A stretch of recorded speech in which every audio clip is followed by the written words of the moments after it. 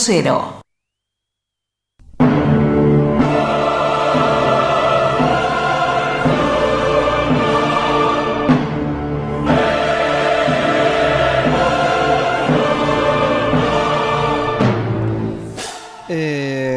Estábamos hablando del efecto Trump y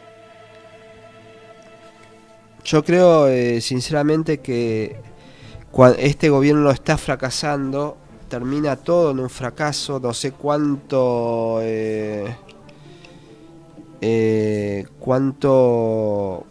más va a aguantar la gente. Ajuste tras ajuste, la economía nunca ajusta. Y el ajuste dura lo que dura la paciencia de la gente.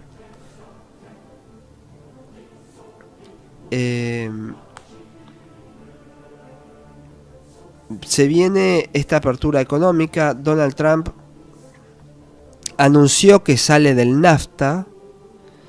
Ya está queriendo salir de NAFTA, de romper el NAFTA. Lo que está haciendo con México de decirle a las empresas que tienen planes de inversión para poner 1.500, 2.000 millones de dólares en una planta en México, diciéndoles que las tienen que poner en Estados Unidos y empezar a decir que si no la ponen en Estados Unidos él les va a poner un arancel.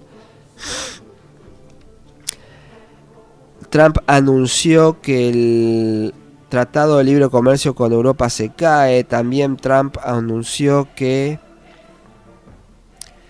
el Pacto del Pacífico se cae. El Pacto del Pacífico, cuando la Argentina demuele el ALCA en Mar del Plata, cuando Kirchner, Evo Morales, Chávez, Lula, etcétera, demuelen el ALCA acá en Mar del Plata, el plan B de los Estados Unidos fue el Pacto del Pacífico. Ahora Trump dice que sale del Pacto del Pacífico y bueno, entonces la Argentina, de vuelta, que Macri quería entrar en el Pacto del Pacífico, se queda pedaleando en el aire. Desde algunos presidentes desde el Pacto del Pacífico salieron a decir que quieren mantener el Pacto del Pacífico pero sustituir a Estados Unidos por China. Este es un poco el escenario proteccionista en el que nos estamos moviendo. Quería leer este artículo, Perspectivas Internacionales de Carmen Reinhart, el factor Trump y el proteccionismo, por Federico Kucher. Carmen Reinhart, economista de Harvard, fue la figura principal en el Seminario Internacional de Economía y Finanzas organizados por el Banco Ciudad. Siguiendo la tendencia del establishment norteamericano en los últimos meses, aseguró que Trump provoca fuerte incertidumbre para Estados Unidos y el resto del mundo, mientras que dificulta las posibilidades de las economías de recuperar niveles aceptables de crecimiento. Se mostró preocupada por la falta de expansión de países avanzados al asegurar que una parte importante de estas economías no logró aún recuperar volúmenes de actividad previos al estallido de la crisis financiera global en 2008. Está hablando de la caída de Goldman Sachs. No, perdón, de Lehman Brothers, perdón. Y planteó que podrían pasar varios años hasta observar la recomposición en estos países.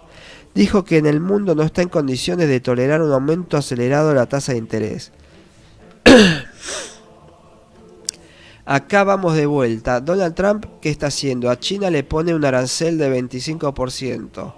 Si empresas transnacionales de origen estadounidense quieren instalar una planta en China, él las amenaza con poner arancel. Es decir, cierra la economía, pone aranceles para que no entren los bienes, para encarecer el costo de los bienes. El arancel es un impuesto ad valorem, es de un porcentaje sobre el costo del bien. Por ejemplo, si entra una computadora que sale $100 y el arancel es 20, es más 100 más 20% de 100, ese es el arancel que paga la empresa por poder cruzar la aduana. Después tiene otros impuestos, IVA, ganancias, IVA, lo que sea, impuestos internos, etcétera. Pero está ese arancel. Eso es un arancel. Poner aranceles se llama proteccionismo nacional. Y acá sigue, y ese es Ese es parte del plan de Trump. La otra parte es subir la tasa de interés, que muchos gente que ahora está comprando Levac, vendan las Levac en Argentina, tome los dólares que ya ganó, lleve los dólares a Estados Unidos y compre bonos del Tesoro a 10 años, por ejemplo. Con eso, con esta suba de interés que está haciendo Trump paulatinamente este año, él espera juntar una cifra de 12 ceros, $1 billón, $1 billón de los, como contamos en la lengua castellana, $1 billón para financiar obra pública durante sus 4 años de mandato, para generar empleo. A estas dos medidas simultáneas, cerrar la economía, en el caso de Trump utilizando aranceles, porque se puede cerrar con otras herramientas, y aumentar muchísimo el gasto público, esto se llama modelo keynesiano simple en la literatura. Y yo lo que pronostico, lo cual no es ningún mérito ni nada, es que cada dólar que ponga en gasto público va a ser un dólar que aumente el PBI. Toda la expansión del gasto público va a ser una expansión del PBI, va a generar actividad económica, va a generar salario, ese salario genera consumo, el consumo genera recaudación tributaria. Muchas empresas privadas van a realizar inversiones para poder suministrar la demanda del Estado de inversión de inversión pública. Esta actividad económica va a generar tributo y el Estado pone plata, se endeuda con deuda que saca de la deuda, genera actividad económica, después recauda tributo y va pagando esa deuda. No hay mucho misterio. En el medio crece la demanda, crece el trabajo, y como hay más trabajo hay más demanda y es recursivo, se va autoalimentando. Sigo, ¿cómo vienen los problemas para Argentina? Ya dije que parte del problema es, como pone aranceles, nosotros por ejemplo no podemos exportar lo que producimos, en el caso de los limones, pero además no podemos exportar leche en polvo, soja igual no le vendemos a Estados Unidos, salvo que haya alguna plaga, sequía o inundación. No podemos exportar nuestros bienes, nos cae la actividad. Al subir la tasa de interés empiezan a fluir la gente que estaba ahorrando, que usaba su ahorro para comprar Levax, por ejemplo, o comprar acciones en la bolsa, lo vende acá, compra, se pasa a dólares y manda los dólares a Estados Unidos, a Wall Street, para comprar títulos de deuda del Tesoro de los Estados Unidos. Dice, para Argentina el problema no es la magnitud de la crisis internacional, sino la persistencia. Y este es uno de los factores que suceden a nivel mundial. Se pueden ver que en los crecimientos en América Latina se han desacelerado, es decir, que el crecimiento de todos los países es a menor tasa, crecen pero crecen poquito. Por ejemplo, en el 2015, el último año de Cristina, la economía creció aproximadamente 2.5% del PBI, y con Macri la economía cayó por lo menos 3 puntos del PBI.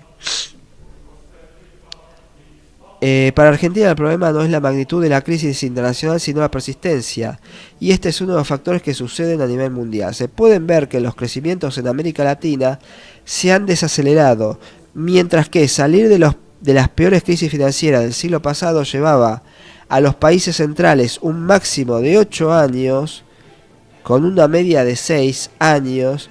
Esta crisis requería una media de 10 años para recuperar los niveles previos, indicó.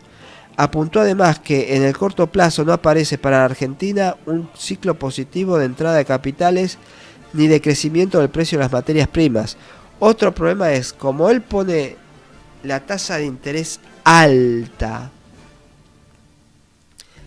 en los bonos del Tesoro, la gente que especula con la tonelada de soja, con la tonelada de maíz, con la tonelada de trigo, con la tonelada de sorgo, con la tonelada de limones, con la tonelada de arándano, la gente que especula con eso en el mercado de Chicago vende y compra títulos públicos, bonos del Tesoro de los Estados Unidos, los Treasury Bills. Y la gente que está invertida en países subdesarrollados, del tercer mundo, de Latinoamérica, economías entre comillas emergentes, vende la Argentina y mandan los dólares a Estados Unidos. Entonces tenemos caída, menos ingreso de divisas porque la Argentina exporta menos porque Donald Trump pone aranceles y no nos deja importar, y además tenemos caída del precio de nuestras exportaciones. Exportamos menos en cantidades, pero además exportamos menos en precio, caída del precio de las exportaciones.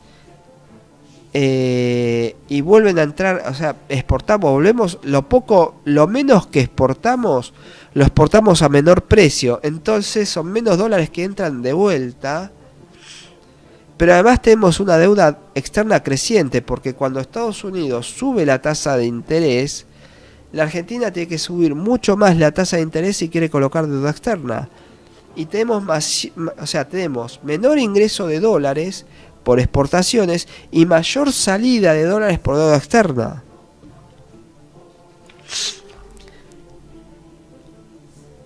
Dice, la economista de Harvard, nacida en La Habana pero educada en el estado de Florida, Estados Unidos, indicó que China es otro factor de preocupación. ¿Cómo venía el flujo del comercio mundial desde la caída del muro de Berlín?